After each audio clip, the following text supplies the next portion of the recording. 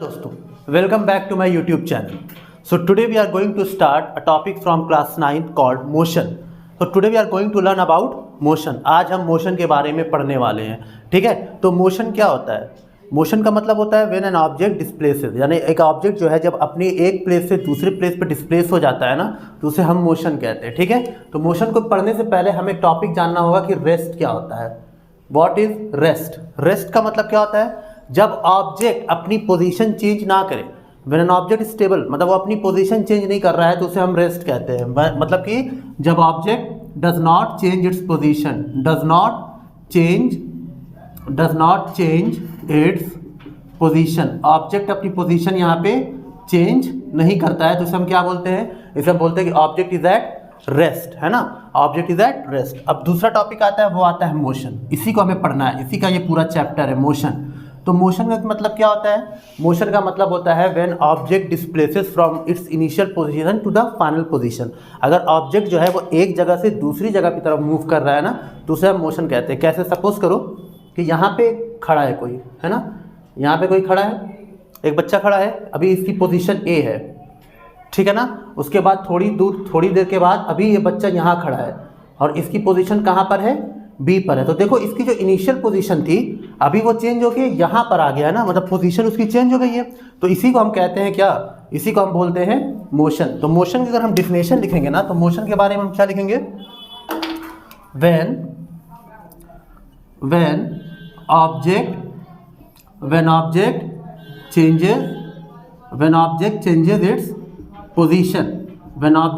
Its position, it's called motion, है ना। अभी मोशन के बारे में एकदम सिंपल सी समझ लो कि मैं अभी यहाँ खड़ा हूँ, तो मैं क्या हूँ? रेस्ट पर हूँ। अभी मेरी बॉडी कहीं मूव नहीं कर रही है, तो मैं रेस्ट पर हूँ। पर अभी मैं यहाँ आ गया हूँ, तो मैं मोशन में हूँ। यहाँ पर मैं आ रहा हूँ, तो भी मोशन में हूँ। आगे आ रहा हूँ, तो भी मेरी पोजीशन चेंज हो रही है, और पीछे अगर मैं जा रहा हूँ, तो भी मेरी पोजीशन चेंज हो रही है। तो मेरी बॉडी क्या हो रही है?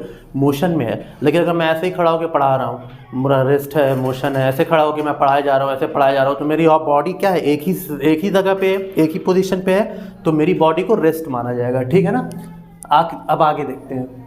इसके बाद जो मोशन के बाद जो टॉपिक आता है, वो आता है टाइप्स ऑफ मोशन। देखो, क्लास 9th में टाइप्स ऑफ मोशन में हमें सिर्फ लीनियर मोशन के ही बारे में पढ़ना है, सर्कुलेटरी, ऑसिलेटरी उसके बारे में नहीं। फिर भी मैं बता देता हूँ, टाइप्स ऑफ मोशन का पहला जो टॉपिक है वो है लीनियर मोशन। पहला जो टॉपिक है वो क्या है? Linear motion. अच्छा, लीनियर मोशन क्या होता है? लीनियर मोशन का मतलब होता है when object is moving in a same direction, in one direction. जब ऑब्जेक्ट जो है ना एक सीधे एक वन डायरेक्शन में जा रही है ना, तो उसे हम बोलते हैं linear motion. When object travels in one direction, जब ऑब्जेक्ट जो है वो किसी एक डायरेक्शन में मूव कर रही है ना, तो इसे हम क्या बोलते हैं? Linear motion. अब एक डायरेक्शन का मतलब क्या है? कि मैं ऐसे भी चल सकता हूँ, है ना, मैं ऐसे भी चल सकता हूँ, ऐसे मैं इधर आ रहा हूँ या मैं उधर जा रहा हूँ, है ना।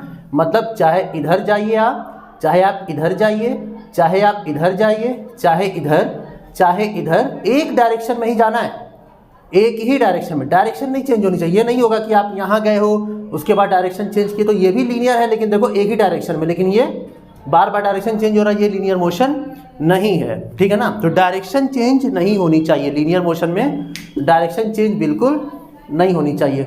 अभी लीनियर मोशन के बाद जो दूसरा टॉपिक आता है वो आता है सर्कुलेटरी मोशन।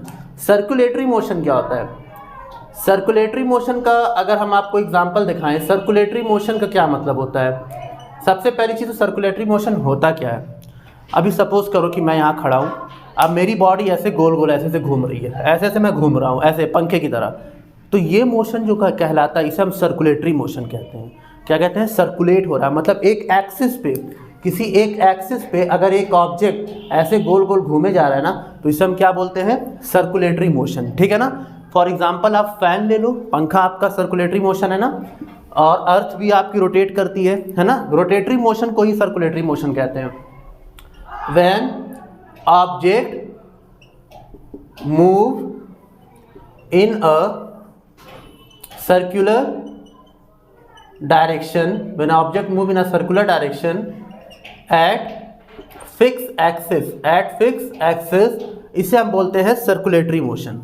सर्कुलेटरी मोशन के बाद ऑसिलेटरी मोशन होता है। अब ऑसिलेटरी मोशन क्या होता है, देखो ये तो सर्कुलेटरी मोशन समझ गया कि ऐसे ऐसे मैं गोल गोल घूम रहा हूँ, मेरी एक डायरेक्शन है, एक पॉइंट पे मैं फिक्स हूँ, मेरी बॉडी फिक्स है, तो मैं क्या हूँ, सर्कुलेटरी मोशन में हूँ। अभी हम देखते हैं ऑसिलेटरी मोशन क्या होता है। देखो ऑसिलेटरी मोशन क्या होता है, इसको भी हम जान लेते हैं कि ऑसिलेटरी मोशन क्या होता है। ऑसिलेटरी मोशन का मतलब होता है, आप सपोज करो पेंडुलम तो अभी मेरे पास नहीं है, मैं इस पेन को ही एक एग्जांपल ले लेता हूँ पेंडुलम का। अभी ये पेन देखो आप, ये पेन अभी रेस्ट पोजीशन पे, मैंने इस पेन को ऐसे पकड़ा और इधर ले आया। अभी ये इसकी पोजीशन कहाँ थी, यहाँ थी ना, यहाँ से इसकी पोजीशन कहाँ हो गई, अभी फिलहाल यहाँ पे ना। अब मैं जब इसे यहाँ से छोड़ता हूँ ना, तो ये ऐसे ऐसे मूव करेगी, ऐसे ऐसे पेंडुलम की तरह ये मूव करती है। इसे हम कहते हैं ऑसिलेटरी मोशन। ऑसिलेटरी मोशन का मतलब क्या होता है कि ये सपोज करो कि ये पेंडुलम है यहाँ, फिर यहाँ और ये यहाँ, ये जीरो समझ लो आपकी ये इनिशियल पोजीशन है, ए इसकी और बी इसकी पोजीशन है। ये जीरो आपकी इनिशियल, मतलब ये यहाँ गया, फिर वापस आया, फिर इधर गया, फिर ये वापस आया। इसे हम कहते हैं क्या, इसे हम कहते हैं ऑसिलेटरी मोशन। ठीक है, यहाँ तक बात क्लियर है। चलिए अब आगे देखते हैं। ऑसिलेटरी मोशन के बाद हमारा जो टॉपिक है वो है फिजिकल क्वांटिटीज। फिजिकल क्वांटिटीज क्या होती है, फिजिकल क्वांटिटीज।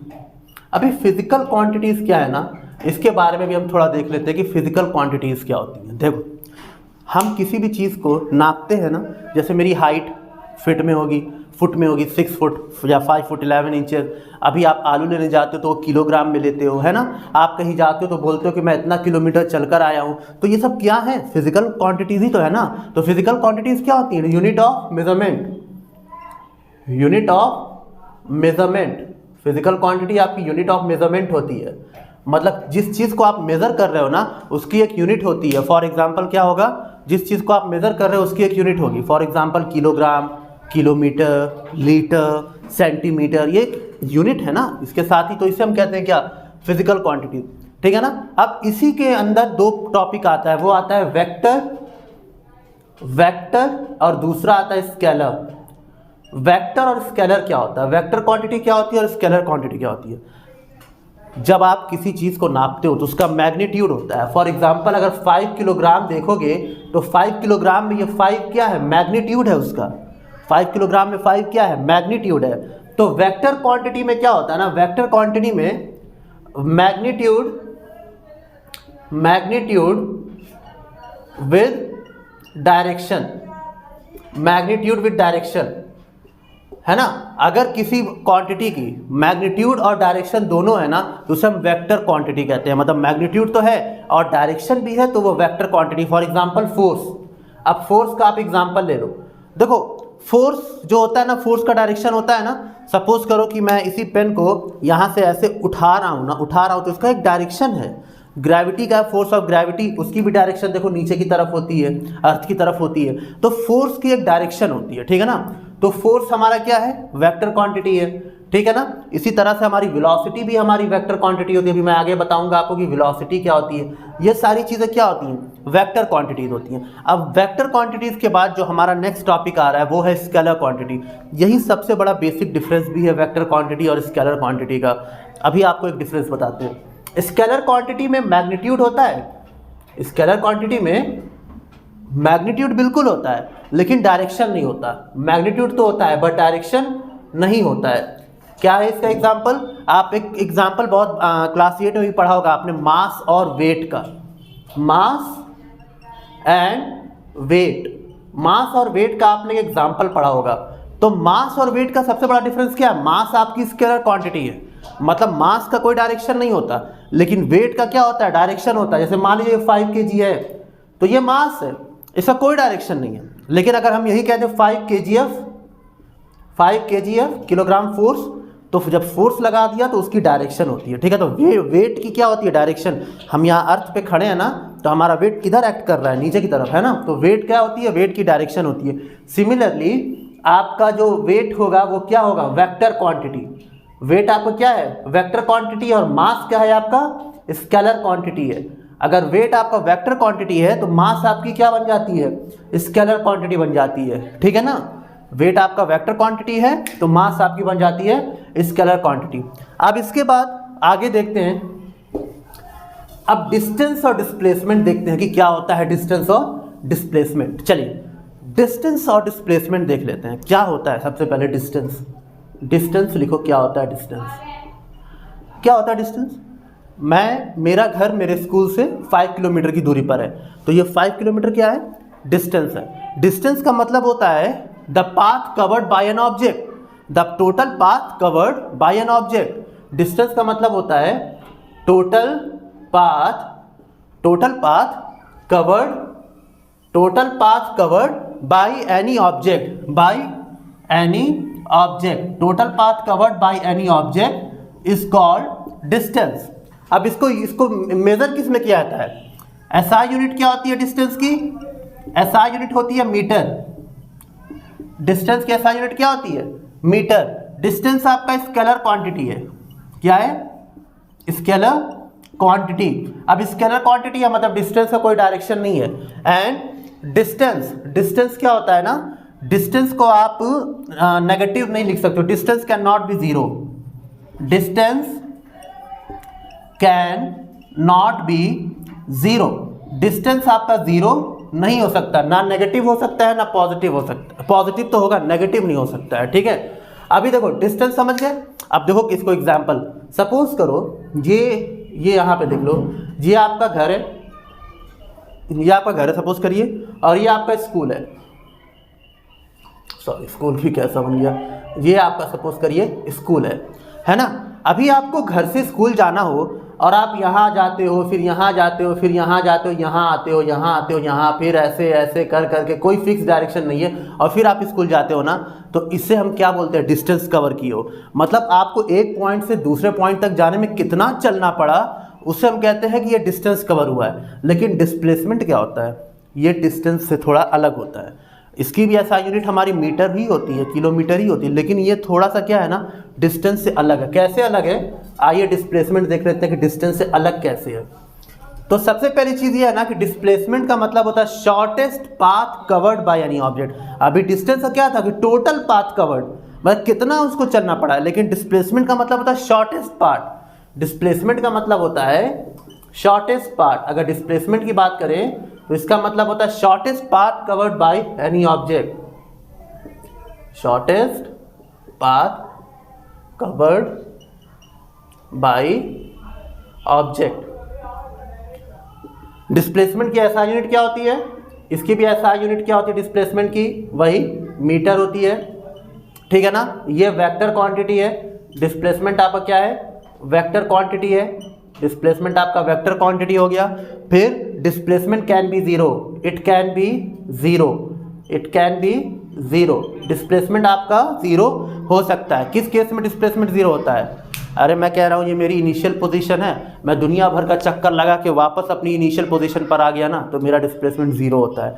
वो आगे की बातें आगे बताऊंगा मैं, डिस्प्लेसमेंट कैसे जीरो हो जाएगा। सर्कुलर मोशन में डिस्प्लेसमेंट जीरो होता है, ठीक है। अब आते हैं डिस्प्लेसमेंट की एक और एग्जांपल दे देते हैं। सपोज करो ये पॉइंट ए है और ये पॉइंट बी है ना।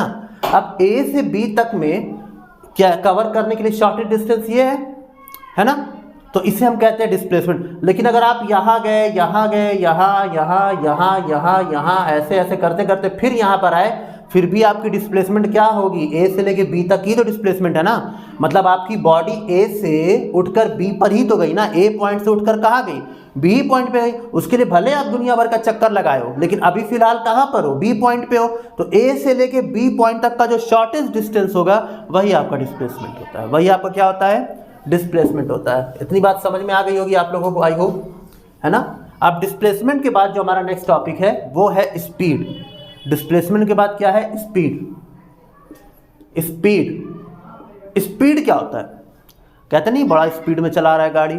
स्पीड जो होती है ना, वो होती है distance covered by any object per unit time. Speed का मतलब होता है distance covered by any object, distance covered by any object per unit time, distance covered by any object per unit time, इसे हम कहते हैं स्पीड। स्पीड का formula क्या होता है, स्पीड इक्वल टू क्या होता है, डिस्टेंस। स्पीड का फॉर्मूला होता है डिस्टेंस अपॉन टाइम। स्पीड का फॉर्मूला क्या बन जाता है, डिस्टेंस अपॉन टाइम। और स्पीड आपकी क्या है ना, स्पीड आपकी स्केलर क्वांटिटी है। स्पीड क्या है, it is a scalar quantity. Speed आपकी स्केलर क्वांटिटी आती है, ठीक है। स्पीड की डायरेक्शन नहीं होता है, मैग्नीट्यूड होता है स्पीड का, बट स्पीड की कोई डायरेक्शन नहीं होती है। तो स्पीड आपकी क्या बन जाती है, स्केलर क्वांटिटी बन जाती है, ठीक है। Speed can not be zero, speed can be zero, speed की मतलब वेक्टर क्वांटिटी नहीं है, स्केलर क्वांटिटी। स्पीड है no direction, speed has no direction, है ना। ये हो गया आपका स्पीड, ठीक है। और इसकी एसआई यूनिट कितनी होती है, SI unit of speed. SI unit of speed क्या होता है भाई, डिस्टेंस है। डिस्टेंस अगर फॉर्मूला देखा जाए, डिस्टेंस का मतलब क्या होता है मीटर, और टाइम का मतलब सेकंड। तो एसआई यूनिट क्या होती है, मीटर पर सेकंड। क्या होती है एसआई यूनिट, मीटर पर सेकंड। डिस्प्लेसमेंट की एसआई, डिस्टेंस की एसआई यूनिट होती है मीटर, सॉरी स्पीड की एसआई यूनिट क्या होती है, मीटर पर सेकेंड, ठीक है। अब स्पीड के बाद हमारा जो नेक्स्ट टॉपिक आता है वो आता है वेलोसिटी। स्पीड के बाद तुरंत आता है वेलोसिटी। वेलोसिटी का मतलब क्या होता है, वेलोसिटी का मतलब होता है आपका, वेलोसिटी का मतलब बन जाता है डिस्प्लेसमेंट अपॉन टाइम। जैसे स्पीड में डिस्टेंस अपॉन टाइम था, वेलोसिटी में डिस्प्लेसमेंट अपॉन टाइम होता है। वेलोसिटी में displacement upon time, displacement upon time. अब देखिए, जैसे स्पीड की डिफिनेशन लिखा था ना, distance covered bye an object per unit time, same like यहाँ पे हम लोग बोल देंगे डिस्प्लेसमेंट का, the total displacement covered by any object at a given time, इससे हम कहते हैं वेलोसिटी। ये वेक्टर क्वांटिटी है, क्या है ये, वेक्टर क्वांटिटी है, ठीक है। इसे हम वेक्टर क्वांटिटी मान के चलते हैं। एसआई यूनिट इसकी वही जो स्पीड की होती है, एसआई यूनिट इसकी बन जाती है मीटर पर सेकेंड। इट है velocity can be zero, velocity can be zero, velocity हमारी जीरो भी हो सकती है। किस केस में जीरो होगी वेलोसिटी, जब डिस्प्लेसमेंट ही नहीं होगा। जब कोई डिस्प्लेसमेंट नहीं होगा तो वेलोसिटी हमारा क्या होगा, जीरो होगा। When there is no displacement then we can say that velocity is zero, ठीक है ना। Then we can say that velocity is uniform motion. Uniform motion क्या होता है, अब यूनिफॉर्म मोशन जानने के लिए, आप मोशन तो आप जानते ही हो। यूनिफॉर्म मोशन का मतलब होता है कि जब कोई ऑब्जेक्ट डिस्टेंस जो कवर कर रहा है वो बराबर टाइम पे कर रहा है। मान लीजिए हम यहाँ से गए 2 सेकेंड, फिर यहाँ गए 2 सेकेंड, फिर उधर गए 2 सेकेंड, 2-2 सेकेंड के टाइम पे हम इक्वल डिस्टेंस कवर करेंगे। अगर मतलब 2-2 सेकेंड पे अगर हम इक्वल डिस्टेंस कवर कर रहे हैं ना, तो उसे हम कहते हैं यूनिफॉर्म मोशन, है ना। फॉर एग्जाम्पल, तो इसका मतलब हो जाएगा, पहले डिफिनेशन देख लीजिए, इक्वल डिस्टेंस कवर्ड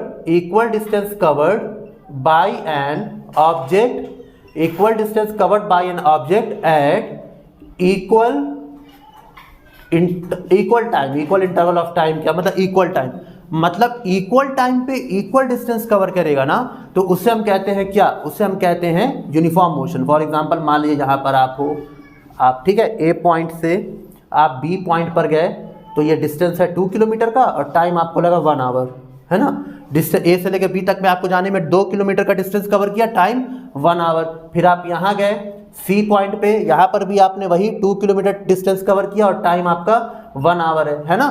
तो मतलब equal distance covered bye an object at equal time, बराबर बराबर के टाइम पे, 1-1 घंटे पे अगर 1-1 किलोमीटर जा रहे हो ना, तो उसे हम कहते हैं क्या, यूनिफॉर्म मोशन। और VI graph of uniform motion अगर आप देखेंगे वीआई ग्राफ, तो कुछ ऐसा बनता है ना। क्यों ऐसा बनता है, मान लीजिए आपका ये टाइम है, ये आप टाइम समझ लीजिए, इक्वल डिस्टेंस, और ये डिस्टेंस समझ लीजिए, ये डिस्टेंस है और ये क्या है, टाइम है।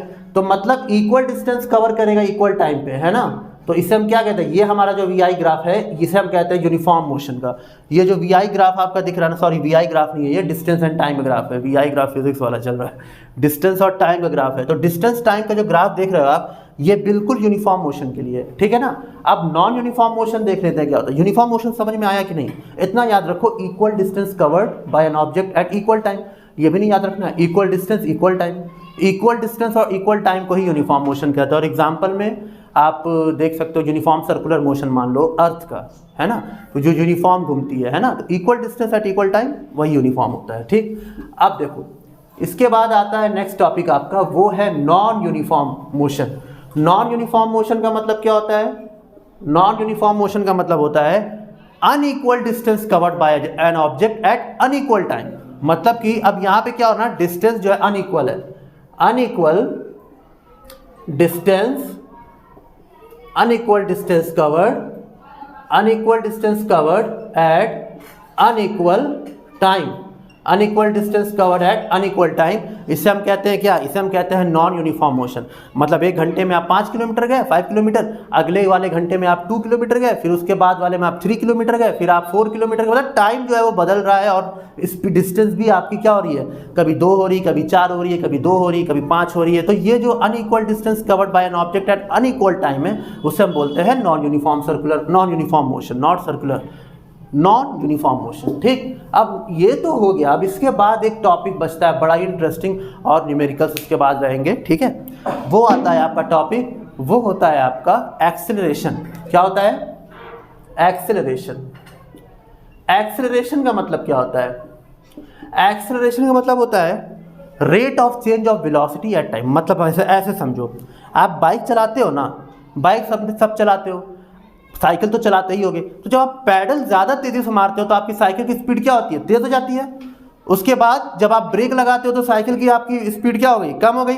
बाइक के साथ भी वही है, लेफ्ट राइट साइड में एक्सेलरेटर होता है, ऐसे आप उसे एक्सेलरेट करते हो तो आपकी बाइक की स्पीड क्या होती है? ग्रेजुअली इंक्रीज होते चली जाती है।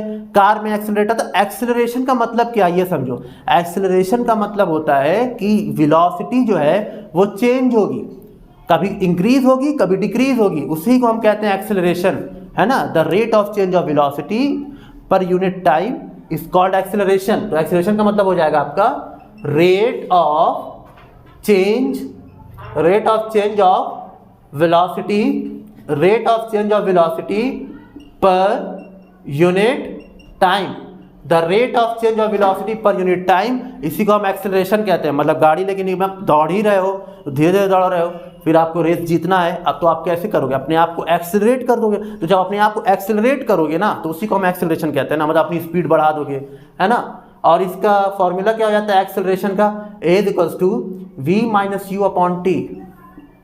v minus U upon T का मतलब क्या है? अब यहाँ पे देखो, rate of change of velocity क्या है? Initial velocity, sorry final velocity minus initial velocity upon total time, है ना। और इसकी मतलब हो जाता है delta v upon T. Acceleration formula बन जाता है डेल्टा v अपॉन टी, क्योंकि मैंने पहले बोला rate of change of velocity, तो वेलोसिटी चेंज हो रही है। ठीक है, और इसकी एसआई यूनिट क्या होती है? एसआई यूनिट होती है मीटर पर सेकेंड स्क्वायर। क्यों? देखो, वेलोसिटी की एसआई यूनिट अभी मैंने बताया मीटर पर सेकेंड, और टाइम की भी तो सेकंड होती है, तो ये सेकंड ऊपर चला गया तो मीटर पर सेकंड स्क्वायर, ये आपकी हो गई एसआई यूनिट ऑफ एक्सेलरेशन। अब इसके बाद जो है ना अगला 2 टॉपिक है, वो है नेगेटिव एक्सेलरेशन। क्या होता है नेगेटिव एक्सेलरेशन? क्या होता है नेगेटिव? कब होगा नेगेटिव? जब फाइनल वेलोसिटी इनिशियल वेलोसिटी से क्या होगी? कम होगी। फाइनल वेलोसिटी कम है इनिशियल वेलोसिटी से, तो नेगेटिव एक्सेलरेशन है। ठीक है, तो आ जाते हैं हम नेगेटिव एक्सेलरेशन भी देख लेते हैं और पॉजिटिव एक्सेलरेशन भी देख लेते हैं। नेगेटिव एक्सेलरेशन क्या होगा? नेगेटिव एक्सेलरेशन का मतलब होता है when initial velocity is when final velocity is less than initial velocity, when final velocity